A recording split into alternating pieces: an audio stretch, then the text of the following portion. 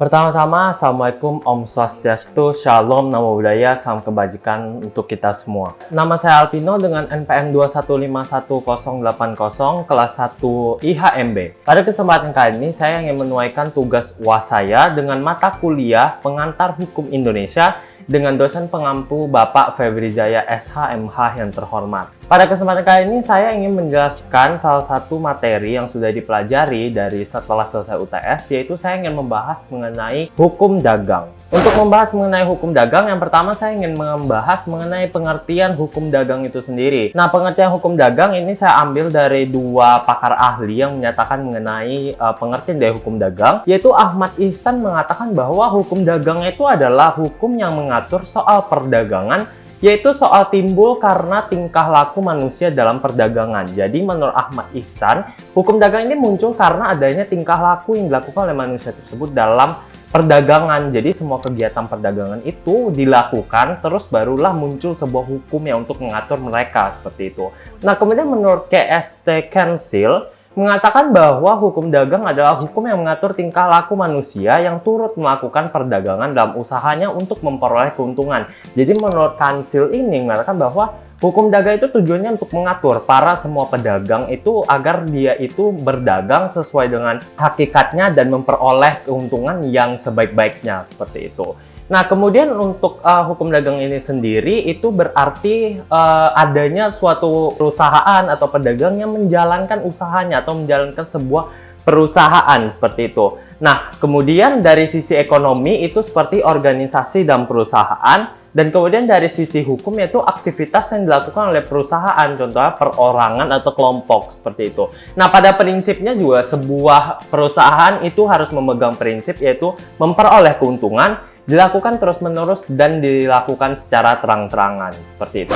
Kemudian kita akan membahas mengenai sumber-sumber hukum dagang. Nah, sumber-sumber hukum dagang ini sendiri ada dua. Yang pertama, hukum tertulis yang dikodifikasikan. Contohnya yaitu KUH Perdata di dalam buku 2 mengatur tentang benda. Kemudian di dalam buku 3 mengatur tentang perikatan. Jadi kedua buku di dalam KUH Perdata itu yang mengatur tentang dagang itu sendiri. Dan hukum dagang itu sendiri punya bukunya sendiri, yaitu Kitab Undang-Undang Hukum Dagang yang terbagi atas 2 buku kitab dan 23 bab. Dan buku 1 terdiri dari 10 bab dan buku kedua terdiri atas 13 bab. Dan kemudian untuk buku ketiga dari KUH dagang ini sendiri sudah dihapuskan ya, atau sudah tidak dipakai, seperti itu.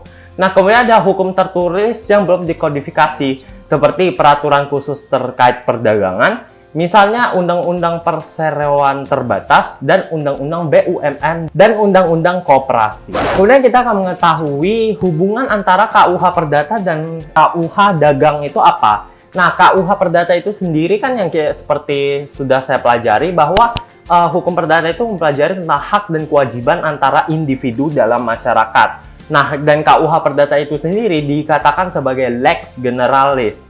Nah, sedangkan hukum dagang itu merupakan aturan hukum yang mengatur hubungan antara orang dalam perniagaan. Jadi KUH dagang itu dia itu lex specialis, yaitu terdapat dalam pasal 1 dan 15 KUHD. Nah, kemudian bagaimana sih hubungannya KUH Perdata dan KUH dagang? Nah, apabila mereka ini digabungkan, maka akan mendapatkan sebuah hubungan, yaitu lex specialis derogat legi generali, yang artinya adalah peraturan yang khusus di dalam KUHD itu bisa menyampingkan peraturan umum yang ada di dalam KUH Perdata. Jadi, dengan adanya si KUHD, maka seluruh orang yang melakukan kegiatan perdagangan, perniagaan, perusahaan itu harus patuh kepada KUHD. Sedangkan KUH Perdata ini hanya sebagai kitab yang cadangan gitu. Jadi emang yang diprioritaskan dilihat itu adalah KUHD itu sendiri. Jadi seperti itulah hubungannya. Jadi di sini KUHD menduduki posisi utama, sedangkan KUH Perdata itu menduduki posisi kedua. Jadi memang harus melihat dari KUHD-nya dulu. Nah, kemudian kita lihat nih apa saja sih kitab di dalam hukum KUH dagang itu sendiri kan. Nah, yang pertama adalah buku 1 itu tentang dagang, terdiri atas bab 1 sampai ke bab 10 yang dimana bisa dibaca. Kemudian yang kedua ada buku 2 tentang hak-hak dan kewajiban yang terbit dari pelayaran, yaitu dari bab 1 hingga ke bab 13. Ini membahas tentang laut, tentang pelayaran, dan tentang pengusaha-pengusaha yang menjalankan usaha di bidang kelautan seperti itu. Bisa dibaca juga di sini. Kemudian sejarah hukum dagang itu seperti apa kan? Nah, awalnya KUHD itu hanya mengatur tentang pedagang gitu, sesuai dengan pasal 2 sampai pasal 5 KUHD. Kemudian karena hal ini tuh dirasa dagang itu kecil gitu ya, atau pengertiannya itu sempit, makanya pasal 2 sampai 5 KUHD ini kemudian dihapus. Kemudian akibat dihapus ini seperti tadi saya bilang adalah dikatakan bahwa kata pedagang itu terlalu sempit artinya, yang pada dasarnya kita tahu bahwa sekarang era itu makin modern dan perusahaan-perusahaan itu makin muncul semuanya. Jadi bukan hanya soal pedagang saja. Nah, lalu pedagang itu barulah diubah bahasanya menjadi perusahaan. Jadi bahasa itu lebih luas sehingga bisa mencakup dari perusahaan besar sampai ke perusahaan kecil. Seperti itulah sejarah dari hukum dagang itu sendiri. Nah, kemudian kita lihat konsep pokok hukum dagang itu seperti apa. Nah, konsep pokok dalam hukum dagang itu sendiri, yang pertama harus ada perusahaannya, kemudian yang kedua ada pekerjaannya, dan yang ketiga ada pembukuan dari perusahaan. Jadi seluruh kegiatan penjualan, niaga, dagang di dalam perusahaan tersebut pada akhirnya harus dilaporkan ke dalam bentuk pembukuan seperti itu. Nah, kemudian mari kita lihat apa saja subjek dan objek hukum dagang. Nah, yang pertama kita akan bahas dulu mengenai subjek hukum dagang ya.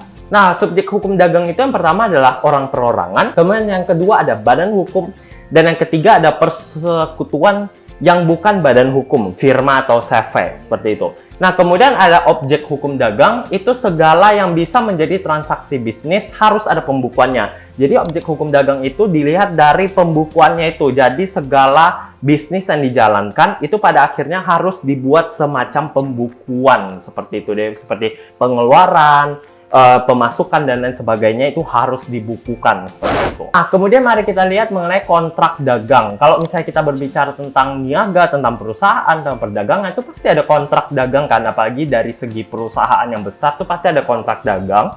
Nah, kontrak dagang itu apa? Kontrak dagang itu ada setiap kontrak yang dijalankan atau dibuat oleh orang-orang yang saling menjalankan perusahaan. Jadi kontrak dagang ini adalah sebentuk kerjasama. Jadi pentanda tanganan kerjasama seperti itu. Nah, apa saja prinsip yang harus diperhatikan dalam pembuatan kontrak dagang? Yang pertama adalah tertulis dan kontraknya itu standar. Kemudian yang kedua mencantumkan syarat dan ketentuan seperti penyerahan dan pembayaran barang seperti itu. Nah, kemudian mari kita lihat bahwa kalau misalnya perusahaan itu berjalan, itu pada akhirnya pasti akan ada gitu sengketa dagang. Nah, bagaimana cara penyelesaian sengketa dagang itu sendiri? Nah, antara subjek hukum itu sendiri, orang perorangan atau badan hukum atau badan usaha yang non-hukum sebagai subjek hukum dagang. Jadi di sini penyelesaian sengketanya itu bisa terjadi antara subjek hukum itu sendiri, orang perorangan, atau orang dengan badan hukum atau dengan negara. Kemudian bisa badan usaha yang non-hukum juga mengalami yang namanya sengketa dagang. Nah, kemudian kalau misalnya terjadi antara subjek hukum dengan subjek hukum dagang dengan negara itu terjadi sengketa, maka prinsip yang harus diperhatikan dalam penyelesaiannya adalah yang pertama kesepakatan para pihak, kemudian yang kedua kebebasan memilih cara penyelesaian sengketa, kemudian yang ketiga kebebasan memilih hukum, kemudian yang keempat ada itikat baiknya, kemudian yang kelima exhaustion of local remedies gitu. Jadi ada 5 prinsip tersebut. Kemudian apa saja forum penyelesaiannya gitu kan. Nah, forum penyelesaiannya itu antara lain seperti negosiasi, yang kedua konsiliasi, yang ketiga mediasi, yang keempat arbitrasi. Itulah dia cara penyelesaian dari sengketa itu sendiri beserta prinsip-prinsip yang harus diperhatikan seperti itu. Mungkin itu saja yang bisa saya jelaskan untuk mengenai hukum dagang ini dalam rangka pemenuhan tugas UAS saya dengan mata kuliah PHI, dan semoga saya berharap saya bisa mendapatkan yang terbaik dari penjelasan saya. Dan terima kasih atas perhatiannya Bapak Febri Jaya yang telah menonton dan menilai video saya. Akhir kata saya ucapkan Assalamualaikum, Om Swastiastu, Shalom, Namo Buddhaya, Salam Kebajikan, selamat siang kembali.